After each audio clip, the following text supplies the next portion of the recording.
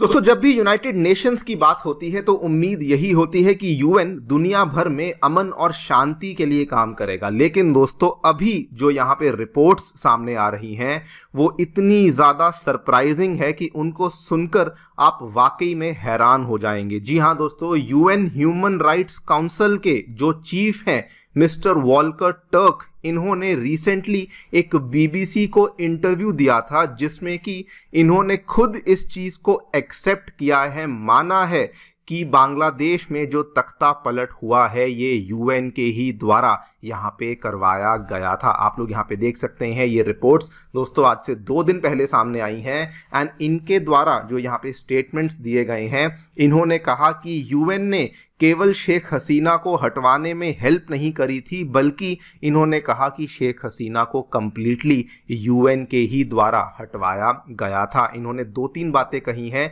कि सबसे पहले तो जो वहाँ पे स्टूडेंट प्रोटेस्टर्स जो कि शेख हसीना के खिलाफ धरना प्रदर्शन कर रहे थे, हमने उनको रोका नहीं, और जो बांग्लादेशी आर्मी जो कि इन स्टूडेंट प्रोटेस्टर्स को रोकने का प्रयास कर रही थी, हमने बांग्लादेशी आर्मी को चेतावनी दे दी कि आपने स्टूडेंट प्रोटेस्टर्स को रोकना नहीं है। एंड इवन इन्होंने कहा कि इन स्टूडेंट प्रोटेस्टर्स के बीच में कई सारे जो इस्लामिस्ट रेडिकल इस्लामिस्ट फंक्शन कर रहे थे उनको भी यूएन के द्वारा सपोर्ट मिली हुई थी। ये सारी की सारी बातें मैं आगे जाकर के आपको बताऊंगा कि एग्जैक्टली इन्होंने यहाँ पर क्या कहा है। लेकिन दोस्तों, ये वाकई में जो रेवलेशंस जो यहाँ पे डेवलपमेंट्स सामने आ रही हैं ये बहुत ज़्यादा सरप्राइजिंग है। बात करेंगे इस पूरी डेवलपमेंट के बारे में, क्या एग्जैक्टली इनके द्वारा इस इंटरव्यू में कहा गया है, क्या क्या चीज़ें यहाँ से प्रूव होती हैं, एंड ऑल्सो इस पूरी चीज़ का क्या इम्पैक्ट हुआ है बांग्लादेश पे, उसको भी समझने का प्रयास करेंगे। आइए शुरू करते हैं मेरे साथ। मेरा नाम है अनिरुद्ध। यदि आप लोग हमें फॉलो करना चाहते हैं, हमारे लेक्चर्स के अपडेट्स को प्राप्त करना चाहते हैं, तो यहाँ पर दिए गए टेलीग्राम चैनल्स के माध्यम से ऐसा कर सकते हैं। दोस्तों, आगे बढ़ने से पहले बताना चाहूँगा कि आपकी यूपीएससी परीक्षा की तैयारी को आसान और अफोर्डेबल बनाने के लिए अनअकैडमी ने सभी जो यूपीएससी के साथ संबंधित रिसोर्सेज हैं उनको अब आपके लिए फ्री ऑफ कॉस्ट अवेलेबल करवा दिया है। जैसे मंथली करंट अफेयर मैगजीन्स हुई, एनसीईआरटी नोट्स की समरीज, प्रीलिम्स के mock test, previous year questions, इन सभी चीज़ों के जो लिंक्स हैं ये आपको नीचे डिस्क्रिप्शन बॉक्स में अवेलेबल करवाए गए हैं। फिर भी कोई डाउट है, कोई भी आपको क्वेरी है, तो आप लोग स्क्रीन पे दिए गए इन फ़ोन नंबर्स पे फ़ोन कर सकते हैं और हमारी काउंसलिंग टीम आपको असिस्टेंस प्रोवाइड करवा देगी। All right, so directly coming to the news, क्या देखने को मिला है। देखिए, यूनाइटेड नेशंस का जो रोल है, जब भी हम लोग वैश्विक संकटों की बात करते हैं तो हमेशा ही इस चीज़ को लेकर डिबेट होती रहती है कि क्या यूनाइटेड नेशंस अपना जो रोल है वो प्रॉपरली प्ले कर रही है या फिर नहीं कर रही। लेकिन इस बार तो यूनाइटेड नेशंस का जो ह्यूमन राइट्स का ऑफिस है उसके दोस्तों जो यहाँ पे चीफ हैं, उन्होंने जो चीज़ें कही हैं, इसके बाद उस ऑफिस के ऊपर अब सीरियस सवाल खड़े हो चुके हैं। एक इंटरव्यू था जो कि इन्होंने बीबीसी को दिया था और इसमें इन्होंने साफ साफ कहा है कि जो जुलाई अगस्त में शेख हसीना के खिलाफ एंटी गवर्नमेंट प्रोटेस्टर्स खड़े हुए थे उनको जो बांग्लादेशी आर्मी रोकने का प्रयास कर रही थी, इन्होंने कहा कि यूएन ने उनको साफ साफ कहा था कि बांग्लादेशी आर्मी जो है वो इन प्रोटेस्टर्स को नहीं रोकेगी। और इन्होंने ये भी कहा कि हमें कहीं ना कहीं मालूम था कि ये जो एंटी गवर्नमेंट प्रोटेस्टर्स हैं ये रेडिकल इस्लामिस्ट ग्रुप्स को बिलोंग करते हैं, जैसे कि अल कायदा हुआ, इस्लामिक स्टेट हुआ, हिजबुत तहरीर हुआ, और ये जानने के बावजूद हमने बांग्लादेशी आर्मी को इनको रोकने से मना किया था। और यहीं पर इन्होंने अपने दावे में ये भी कहा कि यूएन ने केवल फैसिलिटेट नहीं किया था बल्कि यूएन की ही वजह से बांग्लादेश में ये वाला जो तख्ता पलट था जिसकी बदौलत शेख हसीना की सरकार गिरी थी, ये यूएन के ही द्वारा करवाया गया था। नाउ दोस्तों, बिफोर वी टॉक अबाउट कि क्या क्या चीज़ें सामने आई हैं, मैं आपको थोड़ा बैकग्राउंड बता दूं। असल में ये वाला जो इंटरव्यू है बीबीसी न्यूज़ का दोस्तों एक प्रोग्राम होता है जिसको कहा जाता है हार्ड टॉक प्रोग्राम। जैसा इसका नाम है, इसमें जो इंटरव्यूअर होता है वो कुछ बहुत ही कठिन सवाल पूछता है जिनके जवाब भी बहुत कठिन होते हैं। तो इस पर्टिकुलर इंटरव्यू में ये वाले जो यूएन ह्यूमन राइट्स काउंसिल के जो चीफ हैं वॉल्कर टर्क, इनको इनवाइट किया गया था और बीबीसी के प्रेजेंटर ने असल में इनसे जो सवाल पूछा था वो ये पूछा था कि पूरी दुनिया भर में जो अलग अलग जगह पे संकट बने हुए हैं, जैसे कि गाजा हुआ, यूक्रेन हुआ, सूडान हुआ, इन एरियाज में यूएन आखिरकार कुछ कर क्यों नहीं पा रही है। नाउ ये इनसे सवाल कुछ और पूछा गया था, लेकिन इन्होंने जो जवाब में यहाँ पे कहा, इन्होंने एग्जाम्पल ही बांग्लादेश का ले लिया। इन्होंने कहा कि जुलाई अगस्त में जो मैसिव डिमॉन्स्ट्रेशंस हो रही थी स्टूडेंट्स के द्वारा, इन्होंने कहा कि ये यहाँ पर बहुत बड़े लेवल पर हो रही थी, और यहीं पर इन्होंने कहा कि हमने ही वहाँ की आर्मी को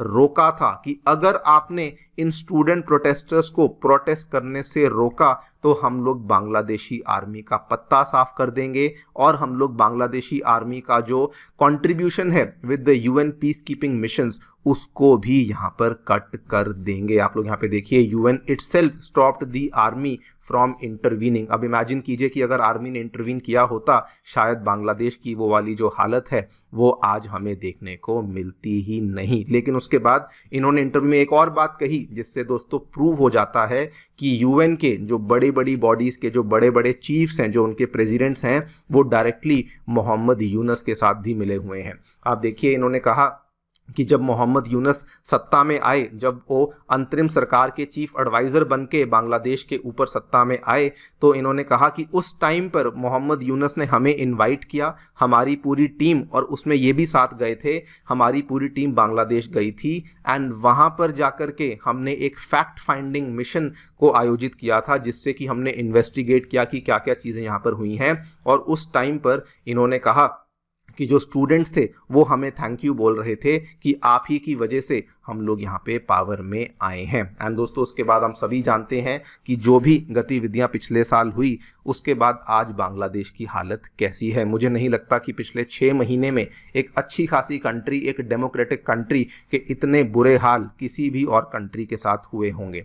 वैसे तो बहुत सारी चीज़ें हैं, लेकिन अगर मैं ब्रीफली बताना चाहूँ बांग्लादेश की सिचुएशन को दर्शाने के लिए, तो रिसेंटली बांग्लादेश में दोस्तों बैंड इस्लामिस्ट ग्रुप हिजबुत तहरीर के द्वारा I think one of the largest rally को कैरी आउट किया गया था, और ये 16 साल के बाद इस तरह की रैली कैरी आउट हुई थी। ये आज से 3 दिन पहले की खबर है, जब इन्होंने कहा था कि हम लोग यहाँ पर भी खिलाफत लाना चाहते हैं। सिमिलरली उसके थोड़े दिन पहले ये भी खबर सामने आई थी कि इस्लामिक स्टेट ने भी अब जो Islamic State of Bengal province का जो आइडिया है उसको भी रीलॉन्च कर दिया है, जिसमें कि उनका यहाँ पर उद्देश्य ये है कि वो बंगाल, बांग्लादेश और इंडिया के नॉर्थ ईस्टर्न स्टेट्स को एक complete Islamic State of Bengal province में तब्दील करने वाले हैं। ये केवल कुछ उदाहरण है जो कि बताते हैं कि बांग्लादेश में लॉलेसनेस, बल्कि मैं कहूँगा एनार्की, अराजकता इतनी ज़्यादा बढ़ चुकी है कि उनको कोई भी रोकने वाला नहीं है। और इस पूरी चीज़ को लेकर दोस्तों इंडिया भी ऑलरेडी यहाँ पर चिंता जता चुका है। आज से 2 दिन पहले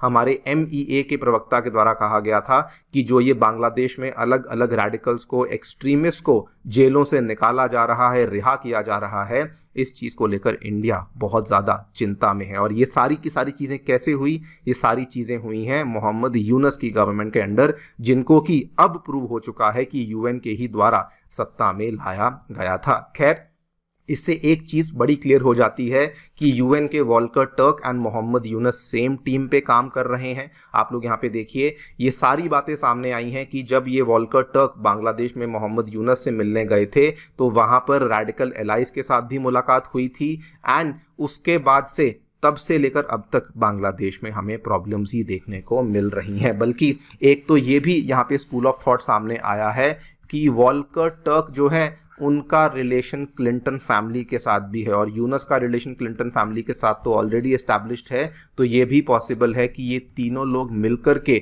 इस पूरी चीज़ को काफ़ी लंबे टाइम से प्लान कर रहे थे। एंड दोस्तों, ये सिलसिला यहाँ पर ख़त्म नहीं होता। रिसेंटली क्या हुआ था, फरवरी 2025 में, पिछले महीने की बात है, यूएन के ह्यूमन राइट्स काउंसिल के द्वारा एक स्पेशल फैक्ट फाइंडिंग रिपोर्ट को पेश किया गया था, जिसमें इन्होंने ह्यूमन राइट वायलेशंस जो जुलाई और अगस्त 2024 में हुई थी बांग्लादेश में, उस चीज़ को लेकर रिपोर्ट पेश करी थी।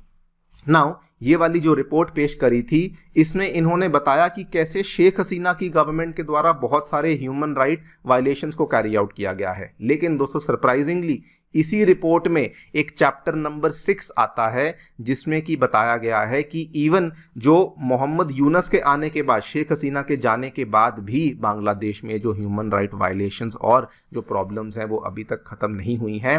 एंड अब जो यूएन के ये जो चीफ हैं और ये जो मोहम्मद यूनस हैं, ये मिलकर के इस चैप्टर नंबर 6 को भी सप्रेस करने का प्रयास कर रहे हैं। वो कैसे करेंगे आप सभी जानते हैं, मीडिया की मदद से और बहुत सारे प्रेशर ग्रुप्स की मदद से वो लोग इस चीज़ों को करेंगे। लेकिन हाँ, ये सिलसिला अभी भी यहाँ पर ख़त्म नहीं हुआ है। ऑब्वियसली दोस्तों, अब इस इंटरव्यू के बाद बहुत सारे सवाल हैं जो कि पहले तो यूएन से ही पूछे जाएंगे, लेकिन मोहम्मद यूनस से भी पूछे जाएंगे कि आखिरकार आप ये सब यहाँ पर क्यों कर रहे थे। देखते हैं क्या होता है।